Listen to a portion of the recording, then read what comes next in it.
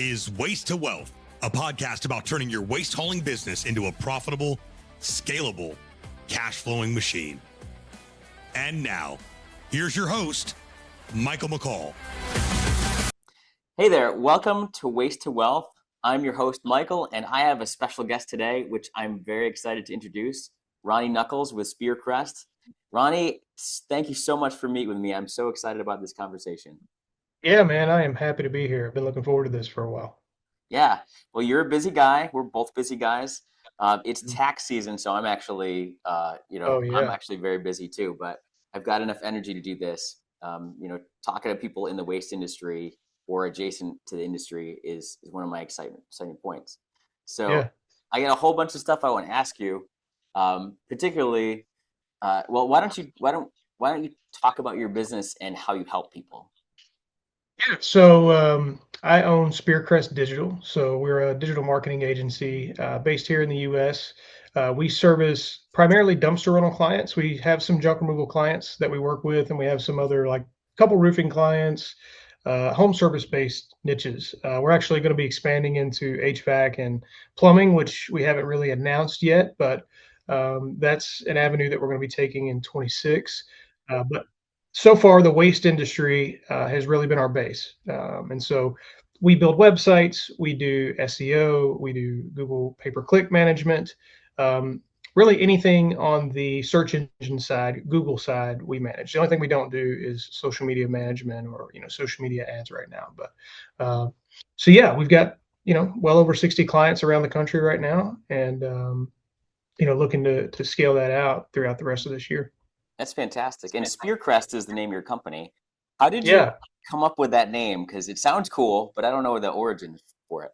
Well, I am glad you asked that. So that's the first time I've ever been asked that on a podcast. And I was just talking to my wife about that the other day. So my last name is Knuckles, right? And I didn't want Knuckles Digital Marketing. And I had a junk removal company. I was a sergeant in the Marine Corps, so I named that one Sergeant Junket. But I wanted it, and I didn't really want it to be. I'm in Kentucky, so I thought maybe thoroughbred digital marketing, something about speed. But I have a tattoo on my left arm, and it is my family crest, and our family crest is a spear. Oh. And so instead of calling it like Knuckles Digital Marketing or something, I thought Spearcrest. Yeah. And so I'm like, I don't know. It sounds kind of like a mix of spearmint gum and Crest toothpaste, but. But it works. It sounds tough, it sounds powerful.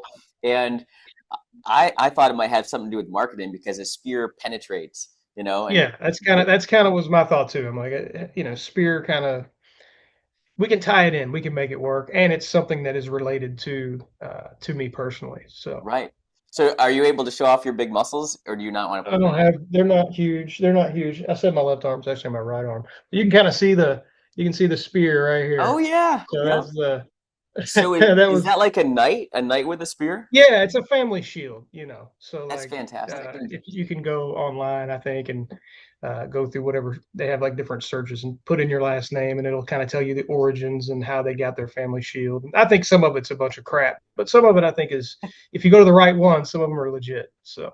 Well, I'm jealous. I have some Scottish heritage, and we cannot figure out what our coat of arms is. My last name's McCall, and there's a lot of McCall crests. I don't know which one's mine. So yeah, it's tough. What nationality is Knuckles? I think so. Interesting enough, my actual blood last name is Cook. My dad was adopted by my grandfather into the Knuckles name when he was 6 months old. So okay. I think Knuckles is actually English, but my last name, I did the ancestry and all that sort of stuff, Then I got and I grew up my whole life. All my family's from Eastern Kentucky, so you got a lot of Cherokee Indian in you, a lot of Irish in you. And I had no Cherokee Indian in me, and I'm 50% Scottish, and the rest is a mix between Irish and English. So you were led astray a little bit. Yeah. Well, everybody from Eastern Kentucky thinks they have Cherokee in them. I don't know why, but it's everybody you meet. They think they have some kind of Cherokee bloodline. So it's probably because Cherokee is a cool Indian tribe, Native American tribe. Yeah, and Eastern Kentucky, East Tennessee, East Kentucky was kind of their hub. So, Right. Well, everybody knows who those are. I grew up in an area where the Mohawks were, and everyone knows what a Mohawk is. So that's named after a tribe that would cut their hair that way. So everyone in that area wants to be a Mohawk. even though they're probably not, right? Yeah.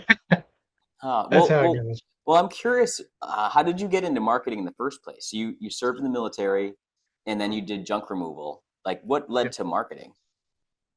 Well, junk removal led to marketing kind of unintentionally. So I started a junk removal business really just because I wanted to do something on my own. I had actually a good job in the corporate environment. I was an engineering manager. At the time, actually, for the junk removal business, when I started it, I was a industrial maintenance supervisor. But I wanted to do something on my own, eventually kind of get out of the corporate rat race. Starting a junk removal business seemed easy. It was a low barrier to entry. I didn't need a lot of cash to make that happen. Yeah. And so I had been running that for about 4.5, 5 years. And I had an opportunity. My dad actually was able to come in and start answering the phones and kind of helping manage jobs, and I didn't have to pay him. And so that uh, that bought me time. I was like, well, I'm going to learn the marketing, right? So I can keep the phones ringing. And so I actually bought a course through a coach and learned how to do marketing. Now I was doing that for the business. I really had no intention of starting a marketing agency. I wanted to learn what marketing agencies knew and then implement that into my junk removal business. Mm-hmm. And so I started to kind of tell this story in Facebook groups. This was in like at the end of COVID. So, middle toward end of COVID, I could start kind of sharing my results, and then people started reaching out like, hey dude, could you do this for me? And so, started helping some people for free. Then I started putting out like, hey, I'll do a free audit for you, like no strings attached. I'll audit your website. And then I got really busy with it, and I'm like, I have to start charging, in order to keep doing this. And so I did. I started charging, started working with junk removal companies, and I was doing it on the side for the first 2.5, 3 years. I was again, an engineering manager. I eventually became a COO of a veteran nonprofit, and I'm also running the marketing agency. And then we kind of got to a point where if I wanted to work for myself, full time, I had to make a decision, and I really had to trust God in that decision. And so I think through God's orchestration, he kind of put me in a position. He was putting me through letting me go through some severe anxiety. In the COO role in the veteran nonprofit world, I thought that's where, he wanted me. But I was dealing with like a lot of anxiety about what am I going to do here? And I had just a thought popped in my head, like you could walk away from this COO position and do this full time. And I'm like, okay, that's an option, but I need to pay my, I was getting paid relatively well between having the agency on the side and a salary in this position. And so, opportunity opened up for me to go and coach another marketing agency on how to do what we do. And that bought me about 45 days worth of my salary.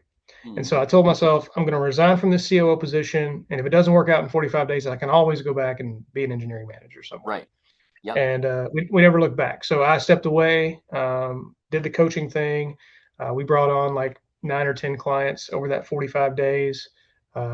Actually, our guy, Tim, who's in the office, he and I grew up together. He worked for free that whole time. Never took a paycheck. Wow. Was helping me do cold calls, and he's our SEO and quality guy now. But yeah, so God provided through that, and that's how we got to where we are today. That was like 3 years ago, 2.5, 3 years ago. I've been doing this full time ever since. So that's pretty amazing. So you had to learn that skill, and then your results made it attractive to other people, and then you got good enough where you could just make that leap.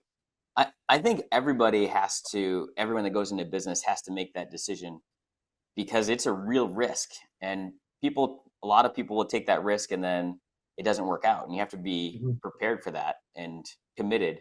Isn't it like most people that start businesses, like their first one doesn't even work? They have to try multiple ones before it works.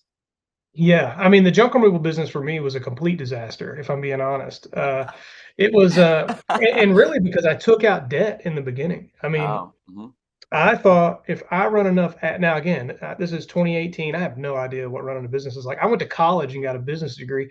Didn't know that doesn't teach you anything on how to run a business. Skills. No, it doesn't. So I'm taking out debt to run ads and all this craziness. And by the time I figured out what it actually took, I was already very deep into debt. And so we actually partnered with another junk removal competitor who's been running that company. Really, he runs it. He pays me a fee, and that fee is used to pay off debt. I mean, we don't make much money off of it, but we built it into something that was good enough to pay ourselves back enough to pay off the debt. And so the hope is we're going to run that till the debt's paid off, and then offload it and sell it. But yeah, that was a complete disaster. That was not what I intended. I had to, but through those hard lessons, I knew what not to do when it came to Spearcrest. So I never took out debt with Spearcrest, and we've been debt free this whole time. There have been times where we've ballooned up, our staff more than really maybe we should have. Sure. But that would have never happened had I taken out a bunch of debt in the beginning and maybe started with Spearcrest. So I think the experience on the junk removal side and going through those hard times was really a blessing. Right. Well, it's better to learn those lessons when you're small. Like, imagine if you learned that lesson when you had a $10 million company and had $10 million worth of debt. So I think we all have to make those mistakes. You just want to make small mistakes. Yeah, under $200,000 is better than multiple million. Yeah, I know. Like, six figures sounds scary, but it's way better than millions, right? And yeah, you can work your way out of that. Yeah, it doesn't ruin your whole life. So one of the questions I have for you is about what advice would you give to the people that are listening, like waste haulers and services, that maybe like along the lessons you learned with your junk removal company and in the marketing world. What advice would you give to them to keep them from falling into a trap? First piece is that it's going to take more time than you expect it to take, is going to be the first piece of advice. And it's going to take at least 2 to 3 times as much work as you think it's going to take. It's not freedom. It's not just like you get to sit in the truck and let everybody work for you while you watch them go by. Yeah, it is not that. I mean, look, there are times where it can be that for sure, but for the first several years, it's going to take longer. So you need to make sure that you have something to sustain your income in the beginning. Like, don't start taking out a bunch of debt before you've ever rented out a can, before you've ever done a junk removal job. Don't do what I did, right? That was a huge mistake. And I still see people doing it because, they see the YouTube videos like, I made $5,000 in a day or $2,000 in a day. And they think, oh, that's awesome. And it's like, yeah, well, they might have grossed $2,000 to $5,000 in a day, but then you take out their expenses and all of their time and they work 12 hours and it's not as pretty as they make it seem. But understand that it doesn't matter if you came in right now with a $5 million budget. Like, let's just say that somebody gave you $5 million cash and said, I want you to start a junk removal or a dumpster rental company. And in 2 weeks, I want you to be completely booked out. You got $5 million. So you should be able to make this happen. You're not going to be able to make it happen. It's just, that's not how things work. It's going to take time. You have to build your brand, build your reputation. There's a thing called sweat equity where you have to go out and build relationships and market your business on the ground. And all of those things compound over time. So that'd be the first piece of advice. Like, understand you have to start and you have to dedicate time to it every single day, but don't expect a return right out of the gate. So that's one. And then 2, if you think it's going to take 6 months to make whatever amount of money, let's just say you want to get to $15,000 to $20,000 in recurring revenue per month, and you think I can do this in 3 to 6 months, it's probably going to take you more like 12. Okay. So make sure you have your expectations right. Now, look, it could happen. I could be wrong, but majority of time, it's going to take longer, and you're going to have to work harder than you expect. Right. Well, that's really good advice. It makes me think about compounding interest. I don't know if you're familiar with the rule of 72, but things grow exponentially. So the first few steps are the hardest, and you don't get that many results. But the longer you do something, the bigger rewards for the same amount of work occur. So like if you grow, if we try to do some numbers, if I grow 1%, 1% of 100 is only 1, but 1% of a million is what? That's like $10,000 or 10,000 if I'm going to use like bigger numbers. So you just have to keep stacking your wins and be super patient. But what does make me sad is that we constantly see this on the Facebook groups we're in, right? People are putting their equipment up for sale because they're just they have to get out of the business for whatever reason. And I imagine a lot of those people have made those mistakes where they've taken on too much debt, or they expected things to happen fast, or they couldn't get leads. I think that the first problem that people getting into the business have to solve is demand. Like they need more demand, and then when they get enough demand, then they have the problem of they don't have enough workers or equipment. It seems to me much like easier to solve that second problem. Yeah. well, I guess it depends on where you're at with your journey, but you help people solve that demand problem, right? Because it doesn't just happen. People don't just show up at your door. So can you talk about how you solve that problem, or recommend, you know, our target, like the people we're talking to, how should Yeah. they go about solving that demand problem? Yeah, I mean, so we are specific about who we're going to work with. So the first thing is, I'm not going to work with a guy who is new and needs leads like right now. Like he can't afford anything. He just can't afford us. He can't afford marketing. He's not ready to get to the next level. He needs to prove the service to him. And so I would say that before you ever hire someone like me or another marketing agency, you need to prove the service to yourself. Prove that you can make an income. Typically, we try to avoid working with anyone until they're doing about $15,000 a month in gross revenue. Okay. Okay. Yeah. So if you're below that, I always tell people like you can get to 10 to 15 grand a month without ever hiring a marketing agency. You don't need a marketing agency to make that happen. You just need to really put in that equity and then let the time and the work that you put in compound, and you'll get there. And some people can get it done quickly, that they're hustlers and they can make it happen. Right. But let's assume that you are qualified. Okay, let's assume that you're around that $15,000 a month mark. The first thing we're going to do is evaluate your market. So I'm going to look at, are you in a 40,000 population type market, or are you 100 to 300 or 300 to 5 or 600,000? Like, let's look at the market first and evaluate which service do I think is going to be most suitable for you. Right. Maybe it's ads. So we will, go in and create landing pages and optimize a Google Ads campaign. The minimum budget is $1,500 to $2,000 a month for that, and ad spend, not counting our management fee. Right. So like 15, so it's 15, just for like another net reference, 1,500 a month. That's like, is that like $50 a day? So yeah, roughly $50 a day. Yeah. And that's low, in some markets you can do well, depending, again, it just depends. If you're in a more rural market, you can do all right. Competition is high. That's kind of a base layer entry. Let's get some data at this budget point. Let's make sure you're not losing money here, but we're really using this budget to gather data so that we can, put our foot on the gas, as we're able to move over to a max conversion style campaign. Yeah. So, look, that's the first service that we offer. Maybe SEO is a better play. Like you've got a physical address on your Google business profile. You really just need a better website, and you need to have some good SEO so that you can begin to rank in the maps and AI overviews and all that sort of stuff. That's a more hefty management fee on our end. So our management fee is higher, but you don't have to worry about the ad spend. It's more of a fixed cost long term. Whereas with ads, if you want to make more money, you got to spend more money. Yeah, I think about the different pieces of the advertising world, and I'm bad at this, but the having your web page set up right is kind of like you once you get it dialed in, it'll last for a long time. Whereas the ads, you just have to keep on doing it. The ad only going to last for a moment before you have to put another ad out. So there's a building that long-term asset, like with the SEO, versus having to maintain something. So related to SEO, you just started a series on SEO, right? Yeah. So one of the things that I wanted to do was I get a lot of questions about SEO, and frankly, a lot of people come to us that aren't qualified. And so I'm like, let me put something out here for the people that aren't qualified to help them get qualified, because we want to work with more people, right? And there's a lot of agencies out there that aren't putting out free value-adding content.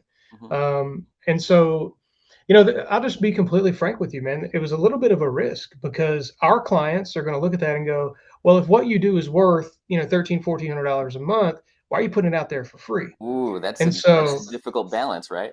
Right. And but at the same time, I have to realize that the clients that are at a point that they can afford our service and they're trying to get those $30,000, $40,000, $50,000 a month in recurring, they don't have the time. Right. So they aren't going to go out here and spend the time to go through this. But the guy who's on the ground who isn't qualified, he's got time. Right. And so he's going to be able to go and get himself set up in a better position to begin driving in some revenues. My way of being able to help him. And eventually he's going to remember down the road when he gets to a certain level, hey, this guy helped me get here. And so, we may have an opportunity to work with someone. And it sets us up as a little bit of a differentiator, so we get to do something other agencies aren't willing to do. And that is give free value.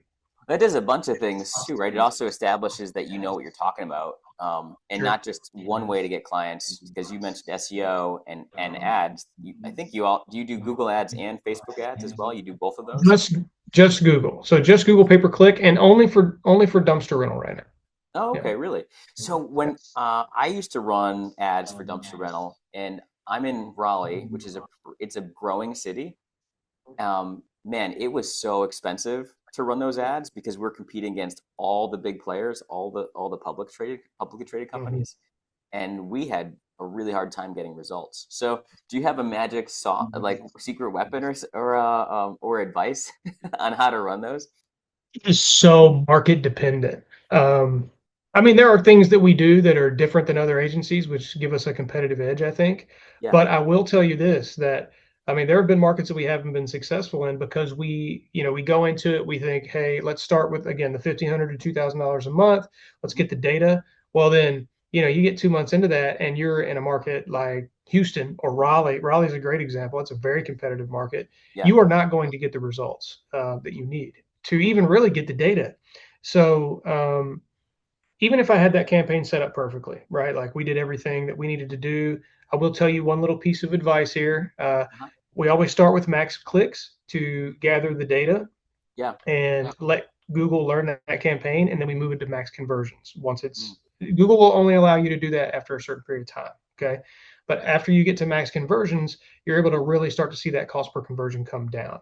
Now, that goes into a number of things like your keyword setup, your negative keyword list, making sure you're not targeting things like residential trash pickup.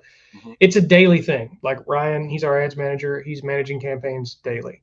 But anyway, I say all that to say, yes, it takes a lot of pruning and a lot of back end work, but it is still tied to budget. So if I'm going to go into a Houston or Atlanta or Raleigh or Tampa or some hyper competitive market, I'm going to have to go in there with the right budget.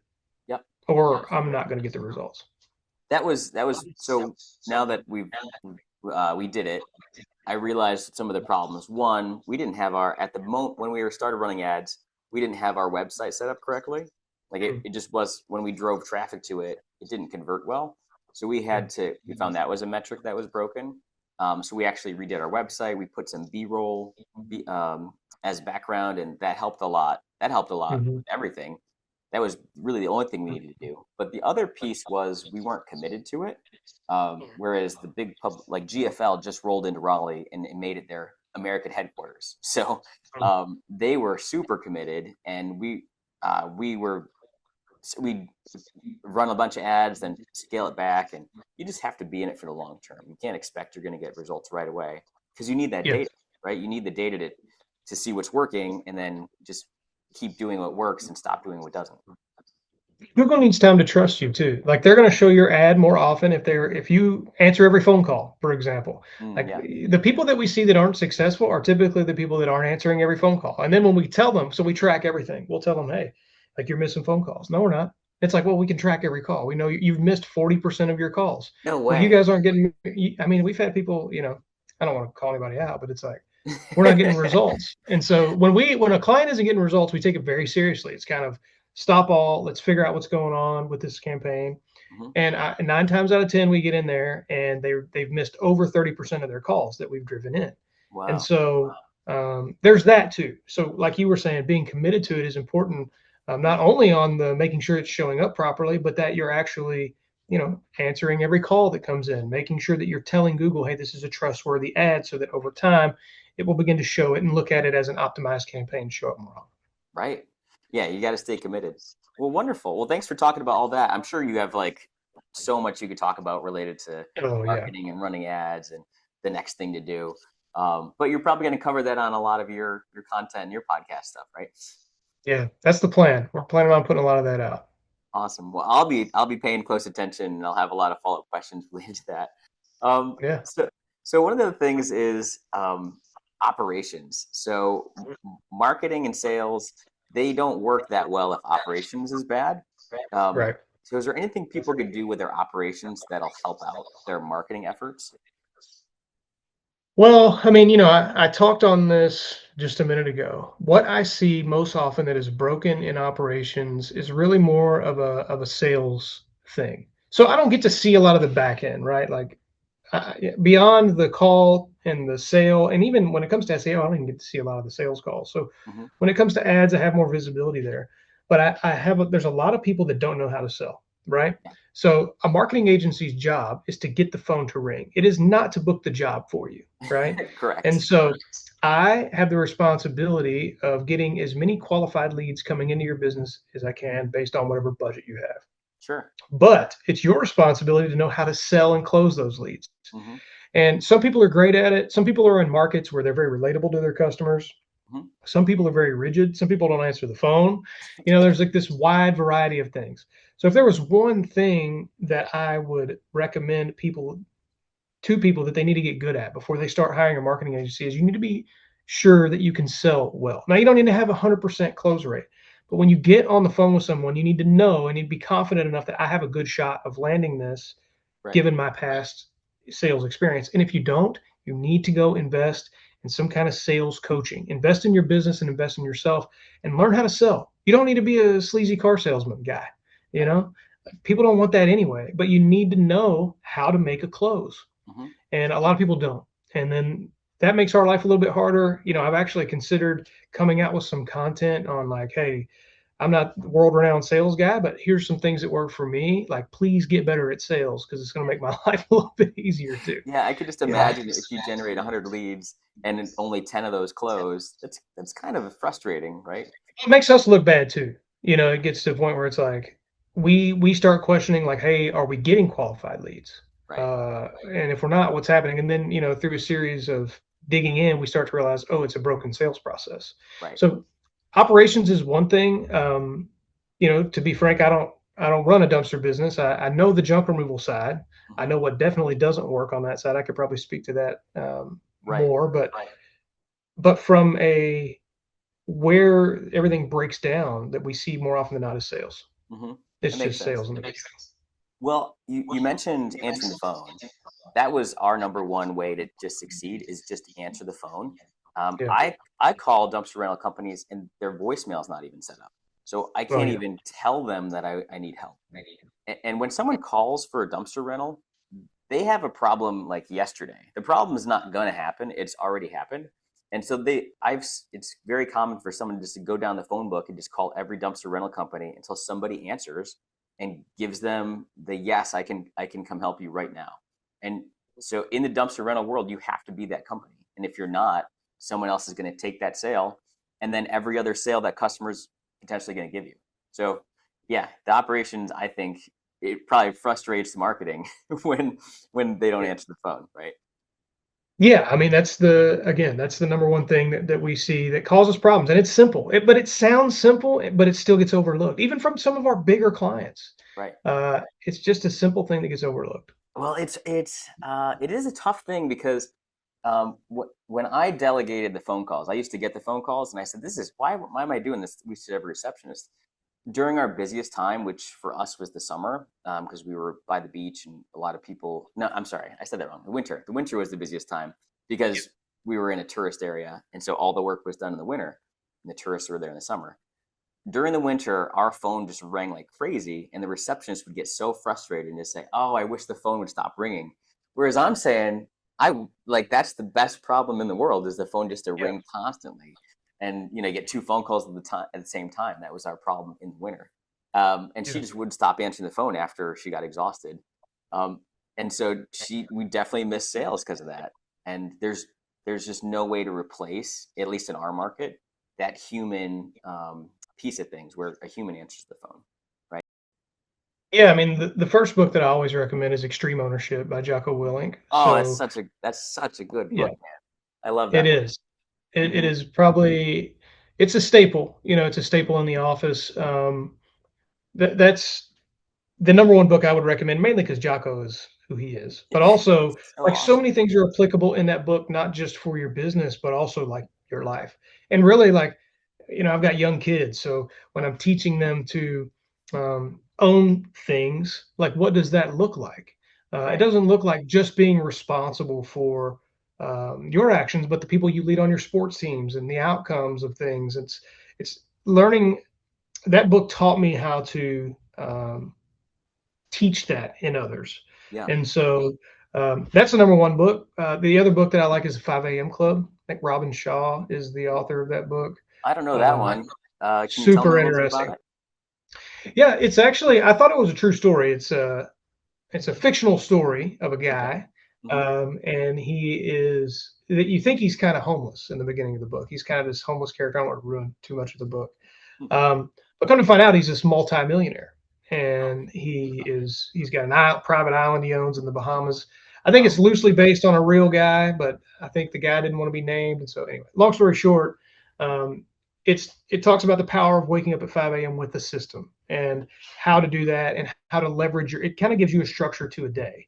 And, I used it for a while. I don't wake up at 5 a.m. anymore because I don't get to go to bed until late because all my kids are playing sports. Mm, But um, super powerful book. It's a fun read too. It's very interesting. It's got a good twist in it, um, but very applicable. Like, especially as an entrepreneur, you need to have systems in place right. that you live by, and you need to have a code that you live by. And Yep. so I'm very into books that are not only like motivational in some way, but are very like practical. Like, these are principles and things that I can take from this book and implement into my own life. Right. Well, that's awesome. So I'm going to check that one out. I'm a Yeah, big book reader. Last year, I went on a book tear, and I read one book every week, and very cool. just leveled up my knowledge. But now I learned all this stuff that I have to like go implement. Yeah, So extreme ownership was one of those, and that opening story about how it was blue on blue, where they had friendly fire and they shot their own guys. That was it was very powerful because Jocko was saying there's all these things that happened that were a problem that led to that disaster, and I was the leader, so it's my fault, even though sure. I could point to five other things that other people did. Right. And when you run your own business, that's definitely true. Like everything is your responsibility. And so you're never the victim. It's always your fault, which means that you can fix it, right? Yeah, It's yeah, that's the exactly. that's the good side of it. Oh, Yeah, there's a lot of power in knowing that it is your fault, even though it sucks. And even though it might not feel like it isn't your fault, I think owning that and gives you the power to make the correction. right, right. One of the questions that I ask myself when something bad happens is, how did this come about, and how do I prevent this from happening again? The big thing you addressed earlier was when you take on a whole bunch of debt before you're ready, like that's a big, oh, I better not do that again situation. And there's a lot of small ones that happen probably every single day. You know, Yeah. like how do I prevent a customer from getting upset? Like, did I set the expectation correct? Did I answer my phone? So Mhm. we're actually gonna be talking about that in a couple weeks. So you're going down to Florida, right, for the dumpster runner event? Yeah, we'll be down in Tampa. And I think you're going, correct? I think I saw Yep. you there. I'm very excited about going down. Good. We want Victoria wanted. She's the president. I'm the founder. She's the president. She was going to join me, but it's tax season, so one of us has to stay in the office. Yeah. Where are you guys Unfortunately, located? we're in Raleigh. We're in Raleigh, Oh, you North already Carolina. said that. Raleigh. Yeah, Yep. We have a couple gotcha. offices, so I was going to name them, but like I'm technically in Pittsburgh right this second, but Okay. it's the Raleigh. You don't know where that is. That's the Is it country. north? Are you north of Raleigh? Um, no, we're a little bit southwest. Okay. Yeah. I'm familiar with, we have dumpster rental clients everywhere, so I'm familiar with maps. So Oh, okay. sometimes I'll have people that service particular areas, but Yeah. I don't think we have anybody in Raleigh actually. The North Carolina market is exploding. So, Oh yeah. is Kentucky? How is Kentucky doing for market? Louisville is so Kentucky is Kentucky. The only real major city we have here is Louisville. We've got Lexington. I think they've got maybe 200,000 or 300,000 people. Mm. Louisville, we call it Kentuckiana because we're on the Ohio River with Indiana. Oh, So the Kentucky. greater, Never heard that yeah, before. Kentuckiana, yeah. The greater area's got like 1.3 or 1.4 million people. I think I saw a news article the other day that said it's the 13th hottest market in the United States right now. So, wow. Nashville had their big boom, maybe, I don't know, 5-10 years ago. There's my dog going crazy. 5 or 10 years ago. And Louisville, I think, got some of the runoff of that. We're only 2 hours north. Yeah. We're still in a relatively warm. They're back at my mailbox, man. I'm sorry. That's okay. But we're still in a relatively warm market. We're not Midwest, we're not Deep South, we're kind of in the middle. So it's been great, man. I mean, it's been booming. It's not booming like Raleigh. It's North Carolina, I think, is one of the hottest markets in the United States. But we're in a good place. We see some rough markets around the United States. They're tough to market in, dude. That is the challenge. If you're in a very rural area, the marketing, at least digital marketing, it doesn't work as well because everybody can see each other. I think in that market, you have to approach things very one-on-one. Like you just have to physically show up to build those relationships. Yeah, 100%. Yeah, but in a bigger market, different. So what do you have some goals for when you go down to Tampa? Because I'm pretty excited about it. I haven't been to, this is the second year, I think. I didn't go last year. Yeah, we didn't go last year either. We, I know Joe Maxey, met him in, I think I might have met him last year in Texas. And then we went to Texas in November.